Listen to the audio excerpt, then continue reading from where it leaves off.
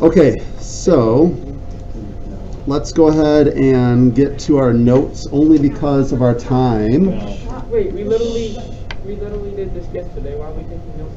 No. You were doing a little exploration. So we're actually going to start with example 1 here. We want to write an inequality based off of this sentence here. So we're going to talk about compound inequalities today, which are where you have more than one inequality happening in a question. So compound means more than one. So if we look at this first part, it says a number x is greater than -8. If I wanted to write that, I would just say x is greater than -8. Pretty easy. And then there's this word and, which I will just write as and for right now. And then there's this last part that says less than or equal to 4. We're still going to use the same variable, but we're just going to do a less than symbol with the equal to and 4. And this is the basic way right now of writing this compound inequality. This word and means I want to find numbers that work for both of those inequalities. So numbers that are greater than -8 but are also less than or equal to 4. So if we had to graph this, which it asks us to, so here's my little number line here. Let's say I'm a -8, something between them, and let's say a 4. My -8 has an open circle. My 4 has a closed circle. And if I want to find things greater than -8 but are also less than 4, that is everything between those two numbers. So when you shade between two numbers, that's what we're going to call an and statement, A and D, an and statement. You can see I made a little thing up on the whiteboard that shows two circles with a line between them. That's how your graphs will always look.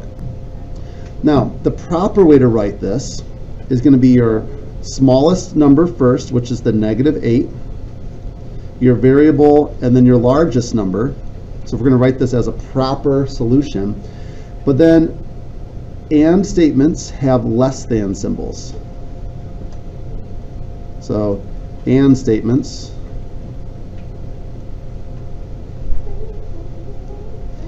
have less than symbols.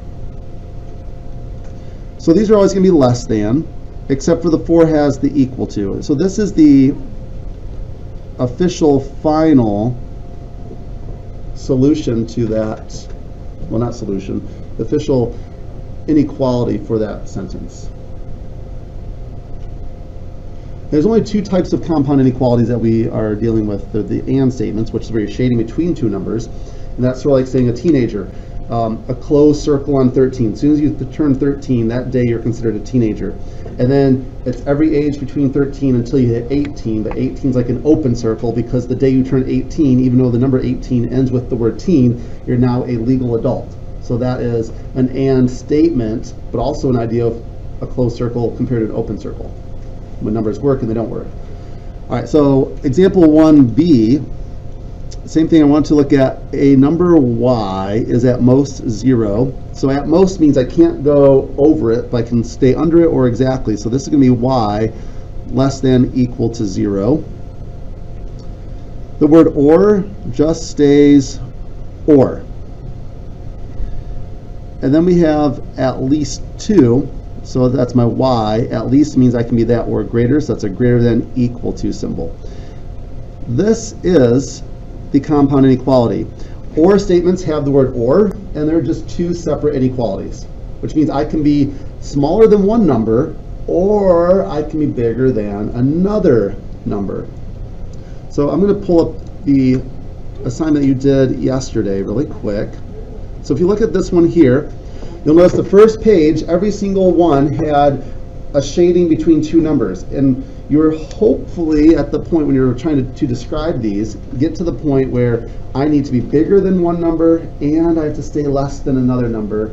And we're hoping that you eventually come up with that word and, like, or try to find a way to describe something that's sort of like that word and. Around the back side, you notice I could be less than one number, or my shaded stuff was bigger than another number, and then we wanted that word or in there. So it was a lot of work to try to get to this and or thing. So we're going to skip these on your own. Oh, let's do the graph on this one first. The graph for an or statement. graph. Here we go. Let's put our numbers maybe like 0, 1, and 2. And these you just graph individually. So the 0 is a closed circle, shaded to the left. The 2 is also a closed circle. Greater than means it's shaded to the right. And notice in an and statement, you're shaded on, the or statement, you're shaded on the sides.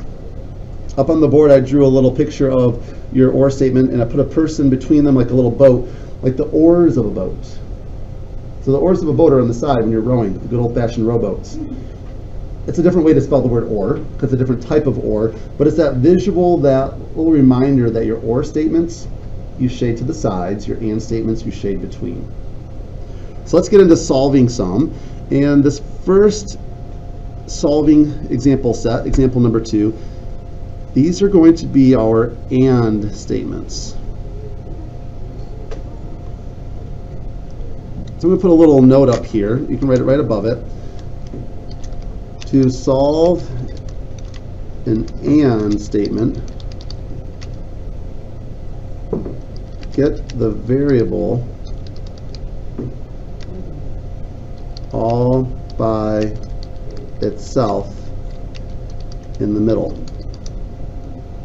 I'm going to scroll down so you can see this.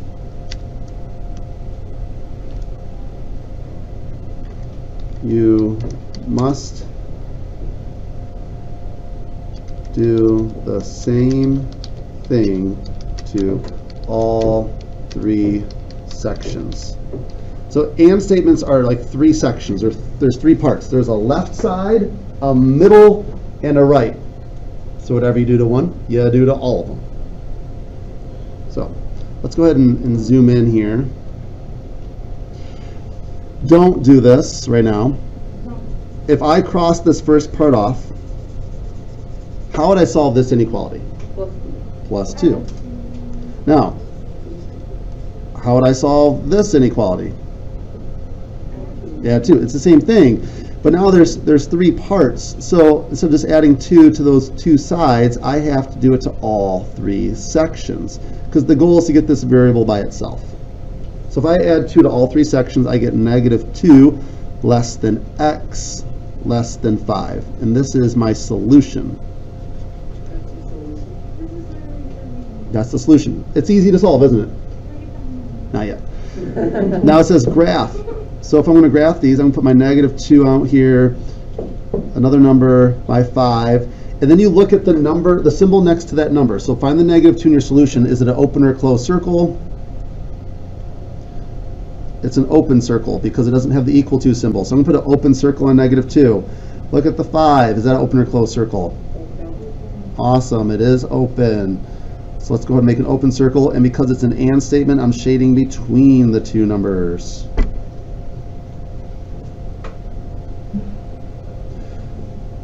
Most of your and questions are going to be like that. You're going to have one like B, 2B in your assignment. You'll have one like it on the test, but most of them are not going to be like 2B. There's a trick with 2B.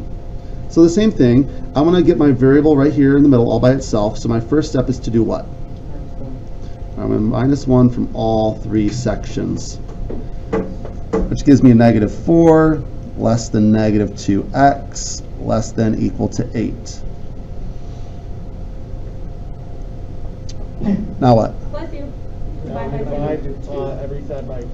Divide by a negative 2. Okay. Flip the symbols when you divide by a negative. And just think outside the So I'm going to get 2 greater than x greater than negative 4. Or equal to. Now this looks like our solution. We're not going to circle that as our solution yet. Let's make a graph. So what are the 2 numbers that we were focusing on? 2 and negative 4. Which one comes first in the number line though? Negative 4. So make sure you get the negative 4 in the correct spot. And the negative 4 is going to have a closed circle. The positive 2 has an open circle, and we shade between them. The reason why I wanted you to make the graph first is I'm picky with my answers. The solution has my largest number first and my smallest number last. But on a number line, your smallest number is first and your largest number is last. And we go back to what we just did up here earlier. We always have less than symbols. If you look at our solution, these are greater than symbols. So what we have to do is rewrite this. So our final solution, let's put them in order of the number line. The -4 should go first, the 2 should go last, and our variable is still in the middle, but we need less than symbols. Because if you look at these individually, if I compare the 2 with the x, what's getting eaten? The 2. And over here, notice my 2 is still getting eaten. What's getting eaten between the x and the -4? The x is getting eaten when you compare the two. Over here, my x is getting eaten. I just need the equal to symbol. This is my final solution. It needs to have less than symbols and be in numerical order. So this is like the hard question where you have to not only divide by negatives, but also flip your whole stinking answer at the end. You don't get like that a lot. The one on the test isn't even like that. Yeah. Numerical.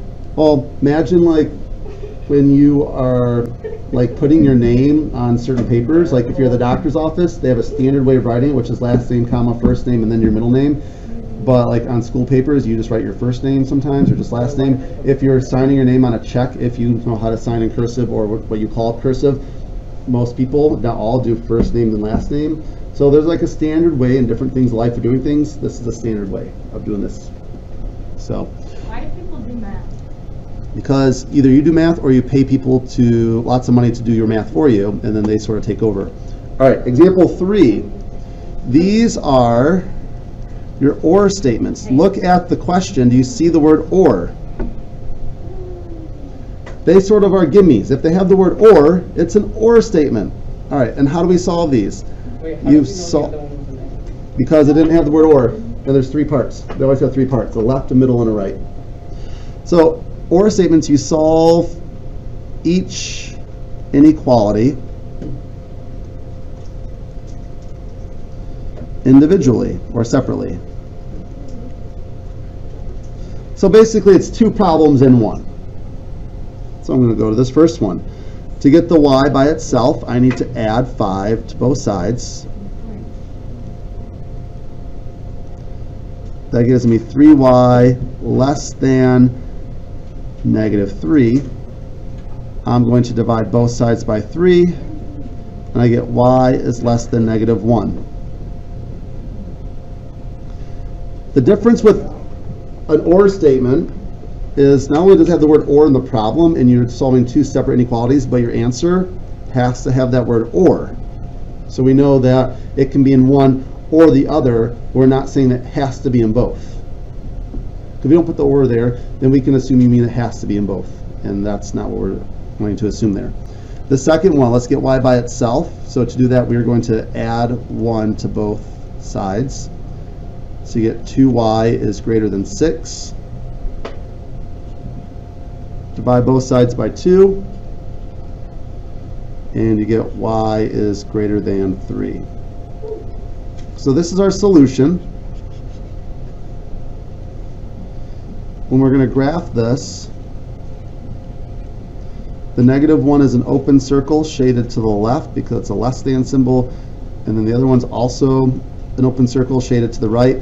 Notice with an or statement, one of them will have a less than symbol, one of them will have a greater than symbol, because it's the only way to go shading to the left and shading to the right. You have to have one of each. What if you don't? Pals. Please close the window. Oh no, not closing the window. It's freezing. Wait till tomorrow. I keep feeling like wind. All right, on your owns. I need you to do on your owns numbers 4 and 6. Just those 2. Just 4 and 6. All right, so here's what I have. Is the first one I have 1 less than k less than 6. So those are 2 open circles shaded between the 1 and the 6. I bet you got 6 wrong. And then number 6.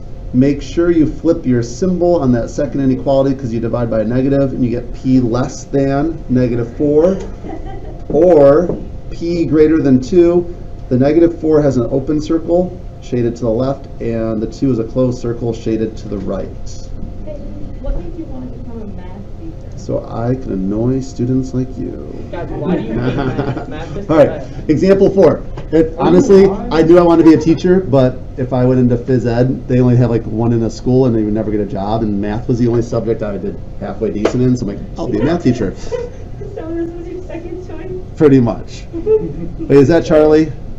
Hey, Charlie. Charlie. Hi, Charlie. Hi, Charlie. Okay. So let's finish this story problem here. This story problem is about electronic devices, and in between certain temperature ranges, they work. If something's too cold, like if you put your phone outside in the middle of winter, it's really cold, and you don't have it like in a pocket, it will like stop working pretty soon because it says it's overheating, which is weird, but like the battery starts to die, and really the battery's not dead, it's just so cold the phone's not working properly. Same can happen in extreme heat as well. Your phone can act up. So they didn't give us this diagram, well they did in the book, but I didn't put it in the notes. So I'll make a little picture here. Here's your really cheesy like smartphone.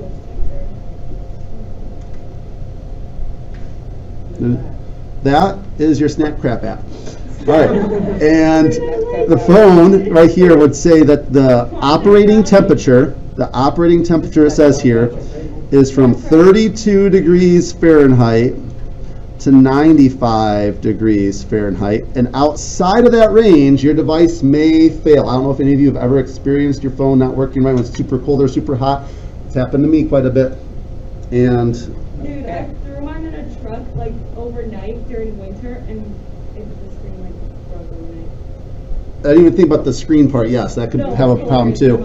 So if I look at this, it says outside of that it'll fail. So inside of that temperature would mean between 32 degrees and 95 degrees, I'm safe. So that's an and statement. That's an and statement. But outside, this is where the story problems get challenging today. You'd think, can you reach those numbers? So are there equal to symbols? In this case, outside of 32 would mean less than. So this is actually going to have the equal to symbols in here. A lot of your story problems might talk about putting appliances or things in certain spaces where it can't be too big so it won't fit, but you don't want it too small because then you don't want to have like a super small TV or a super small refrigerator. So a lot of your inequalities will be and statements, not all of them, but that happens a lot. So that's your notes, and hopefully